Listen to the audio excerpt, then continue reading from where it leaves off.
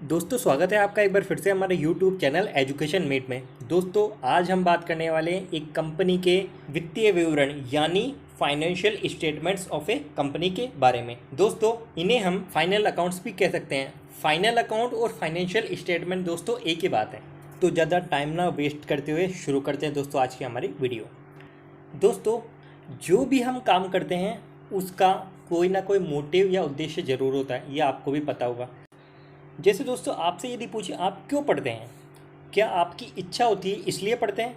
नहीं दोस्तों, उसका एक रीज़न होता है, उसका एक मोटिव होता है, उद्देश्य होता है। आप दोस्तों इसलिए पढ़ते हैं कि आप एजुकेट बने, शिक्षित बने। अब आप बोलोगे शिक्षित कैसे बनेंगे दोस्तों? दोस्तों जब आप पढ़ोगे तो कुछ सीखोगे, और सीखोगे तो दोस्तों आप क्या कहलाओगे? एजुकेट, यानी आप शिक्षित कहलाओगे। दोस्तों ज़्यादा मार्क्स लाना, कम मार्क्स लाना, ज़्यादा परसेंटेज लाना, वो दोस्तों अलग बातें, लेकिन दोस्तों पढ़ने का जो एक मेन मोटिव जो हमारा होता है ना, वो होता है अपने आप को एजुकेट करना, अपने आप को शिक्षित करना। तो दोस्तों जिस प्रकार पढ़ने का कोई ना कोई मोटिव है, उसी प्रकार दोस्तों कोई भी हम काम करें उसका भी एक मोटिव होता है। और उसी तरह दोस्तों जब हम कोई बिज़नेस करते हैं तो हमारा सबसे पहला उद्देश्य क्या होता है कि हम ज़्यादा से ज़्यादा प्रॉफिट अर्न करें, यानी ज़्यादा से ज़्यादा लाभ कमाएं। हालांकि दोस्तों इसके साथ साथ हमारी कुछ सोशल रेस्पॉन्सिबिलिटीज़ भी होती है, लेकिन दोस्तों सबका बिजनेसमैन का मेन मोटिव एक ही रहता है कि हम ज़्यादा से ज़्यादा प्रॉफिट कमाएं।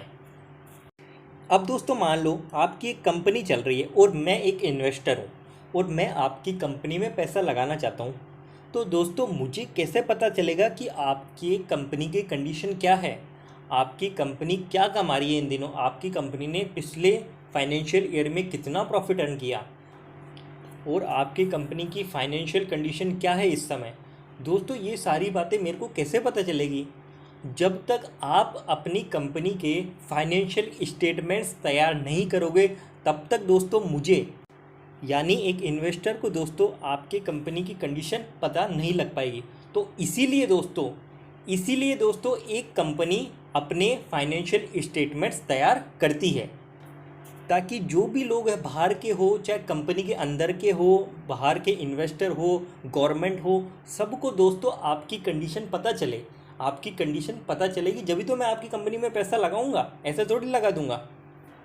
इसके अलावा दोस्तों मैं देखूंगा कि आपकी कंपनी का मैनेजमेंट कैसा है, कि आपकी कंपनी के पास जो सोर्सेज अवेलेबल हैं, मतलब जो पैसा अवेलेबल है, उनको कहाँ पर आपकी कंपनी लगा रही है, किस प्रकार से उनका यूटिलाइज़ कर रही है, उस पैसे को यूटिलाइज़ करती है। जो सोर्सेज आपके पास अवेलेबल हैं, मानवीय या वित्तीय जो भी है, उनको कैसे यूटिलाइज़ कर रही है, कैसे उनका अच्छा यूज़ कर रही है और ज़्यादा प्रॉफिट अर्न कर रही है, ये सारी चीज़ें दोस्तों मैं देखूँगा।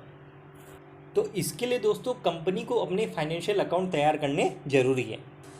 तो इस प्रकार दोस्तों आप समझ गए होंगे कि क्यों एक कंपनी को अपने फाइनेंशियल अकाउंट्स बनाने ज़रूरी है।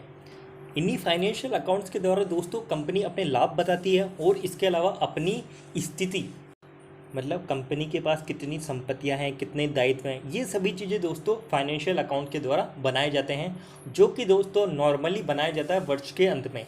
और दोस्तों हमारा वित्त वर्ष कौन सा है? वित्त वर्ष है दोस्तों हमारा फाइनेंशियल ईयर है 1 अप्रैल से लेकर 31 मार्च। ये इंडिया का फाइनेंशियल ईयर है।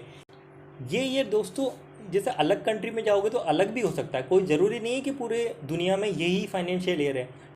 कई जगह ये 1 जनवरी से चालू होकर 31 दिसंबर पर एंड होता है, तो कई जगह दोस्तों अप्रैल से, कई जगह जुलाई से चालू होता है। तो इंडिया का कौन सा है दोस्तों? 1 अप्रैल से लेकर 31 मार्च। तो दोस्तों हमने अब तक ये तो जान लिया कि भैया फाइनेंशियल अकाउंट से हम कंपनी के लाभ शो करेंगे और इसके अलावा कंपनी की पोजीशन शो करेंगे, लेकिन वो किसके द्वारा शो की जाएगी, किन अकाउंट्स के द्वारा शो की जाएगी? तो आइए दोस्तों आप वो देखते हैं। तो दोस्तों कंपनी के लाभ को दर्शाने के लिए आपने क्लास 11th में भी पढ़ा था, एक तो दोस्तों ट्रेडिंग अकाउंट और दोस्तों profit and loss account. Trading and P&L account जिसे हम शॉर्ट में बोलते हैं, ये दोस्तों बनाया जाता है कंपनी के लाभों को प्रकट करने के लिए। इसके अलावा दोस्तों कंपनी की पोजीशन, स्थिति बताने के लिए दोस्तों बैलेंस शीट बनाई जाती है। तो दोस्तों हम पढ़ेंगे इस चैप्टर में trading account, profit and loss account, इसके अलावा बैलेंस शीट। दोस्तों एक एक चीज़ें हमें सीखनी है इसके ढंग से कि ट्रेडिंग अकाउंट में क्या क्या आता है और उसका क्या क्या मतलब होता है, प्रॉफिट एंड लॉस अकाउंट में क्या क्या आता है और उसका क्या मतलब होता है, और ये हम क्यों लिखते हैं। दोस्तों, ट्रेडिंग अकाउंट और प्रॉफिट एंड लॉस अकाउंट दोनों को मिलाकर हम इनकम स्टेटमेंट भी कहते हैं। क्यों? क्योंकि दोस्तों ये दोनों अकाउंट, ट्रेडिंग अकाउंट तो हमें क्या शो करता है, ग्रॉस प्रॉफिट निकाल के देता है। इसके अलावा दोस्तों प्रॉफिट एंड लॉस अकाउंट दोस्तों हमें बताता है नेट प्रॉफिट, मतलब इनकम बताता है। कुल मिलाकर बात ये है, तो इसलिए ये दोस्तों इनकम स्टेटमेंट भी कहलाते हैं। दोस्तों ये दोनों स्टेटमेंट जैसे प्रॉफिट एंड लॉस अकाउंट और बैलेंस शीट, ये दोनों दोस्तों आपस में रिलेटेड होते हैं। मतलब दोस्तों यदि आपने प्रॉफिट एंड लॉस अकाउंट बनाते टाइम गलती कर दी तो दोस्तों वो गलती आपकी बैलेंस शीट में भी शो होगी, ये पक्का है। मतलब आपकी बैलेंस शीट भी गलत होगी और आपका प्रॉफिट एंड लॉस भी गलत होगा। इस तरह दोस्तों दोनों ही एक दूसरे से रिलेट रखते हैं।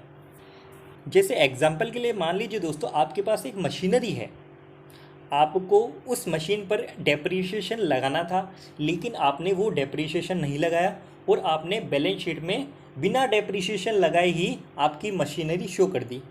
अब दोस्तों इसका फ़र्क कहाँ का पड़ेगा? पहली बात तो यदि आप डेप्रिसिएशन लगाते तो वो दोस्तों डेप्रिसिएशन लगाते प्रॉफिट एंड लॉस अकाउंट में, तो डेप्रिसिएशन आप लगाते तो आपका लाभ कम होता, ठीक है दोस्तों। इसके अलावा दोस्तों और आपके मशीनरी की वैल्यू कम होती, यानी कम वैल्यू पर वो हम असेट में शो करते। तो अब एक तो दोस्तों आपका लाभ बढ़ा हुआ है जो कि एक्चुअल में नहीं है क्योंकि आपने लगाया नहीं डेप्रिसिएशन।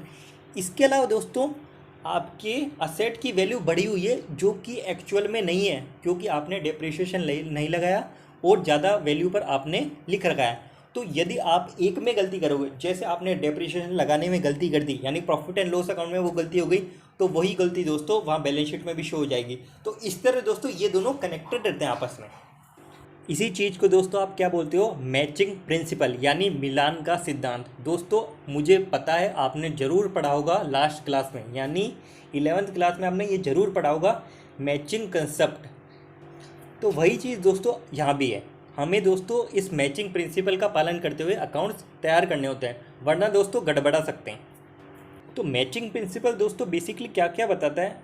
दोस्तों ये बताता है, जैसे कुछ हम उदाहरण के लिए लें, जैसे दोस्तों आपने कोई इनकम अर्न की है, आपने कोई इनकम कमाई है, तो दोस्तों वो कमाने के लिए आपने कुछ खर्चे या एक्सपेंसेज भी किए होंगे, ठीक है दोस्तों।